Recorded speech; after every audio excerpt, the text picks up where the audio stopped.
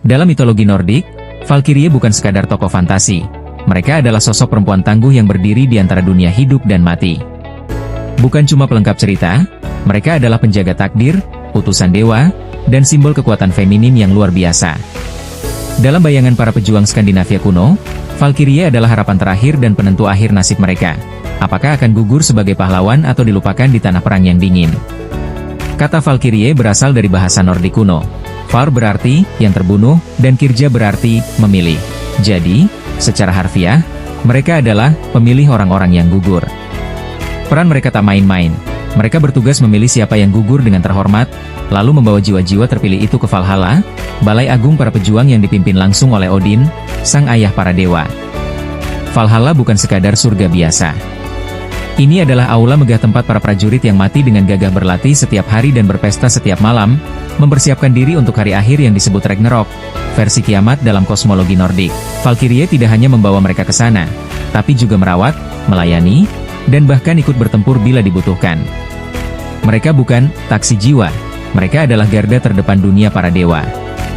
Digambarkan sebagai wanita berpakaian zirah perak atau emas, dengan rambut dikepang rapi, bersenjata tombak atau pedang, para Valkyrie terbang di udara, menunggangi kuda bersayap atau menjelma menjadi burung gagak atau angsa. Kehadiran mereka memancarkan aura yang memukau dan menakutkan sekaligus. Mereka bisa bernyanyi lembut untuk menenangkan jiwa pahlawan yang gugur, tapi juga bisa menjadi algojo yang menentukan kemenangan di medan perang. Ada beberapa legenda-legenda terkenal Valkyrie diantaranya. Yang pertama ada Brunhild.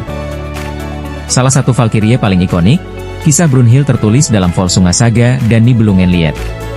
Karena melawan kehendak Odin, ia dikutuk untuk tertidur di dalam lingkaran api sampai ada pahlawan sejati yang membangunkannya. Datanglah Sigurd, sang pahlawan. Mereka jatuh cinta.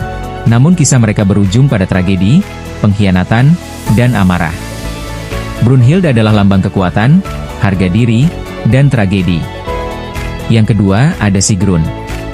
Dalam Poetic Edda, Sigrun jatuh cinta pada Helgi, pahlawan yang ditakdirkan mati muda. Ia melanggar aturan langit demi cintanya, tapi tetap tak mampu mengubah takdir. Kisah ini menunjukkan sisi lembut Valkyrie, bahwa di balik kekuatan mereka, ada hati yang bisa patah. Yang ketiga, ada Mist's-Eir. Mist, juga dikenal sebagai sang kabut, muncul dan lenyap seperti bayangan, membawa jiwa-jiwa prajurit dari balik asap perang. Eir, sebaliknya, adalah penyembuh. Beberapa sumber menyebutnya Dewi Penyembuhan. Ia hadir di antara pertumpahan darah, memberikan harapan hidup bagi yang nyaris tewas. Dua sisi Valkyrie ini menunjukkan bahwa mereka tidak hanya membawa kematian, tapi juga bisa memberi kehidupan.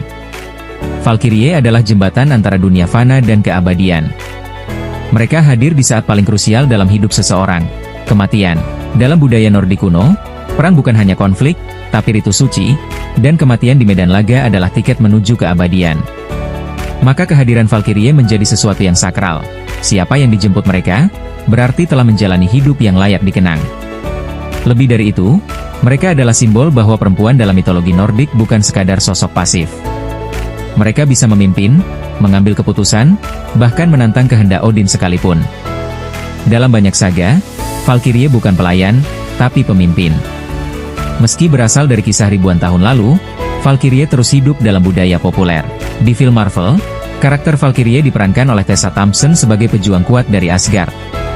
Dalam video game seperti God of War, Valkyrie adalah lawan tangguh yang penuh tantangan. Musik klasik seperti Ride of the Valkyries karya Wagner pun masih sering digunakan untuk mengiringi adegan-adegan megah di film-film modern. Valkyrie juga menginspirasi berbagai adaptasi di anime, novel fantasi, bahkan komik. Mereka menjadi simbol wanita pejuang, pembela yang kuat, namun tetap memiliki kedalaman emosional dan moral. Secara keseluruhan dapat disimpulkan bahwa Valkyrie bukan hanya bagian dari dongeng tua.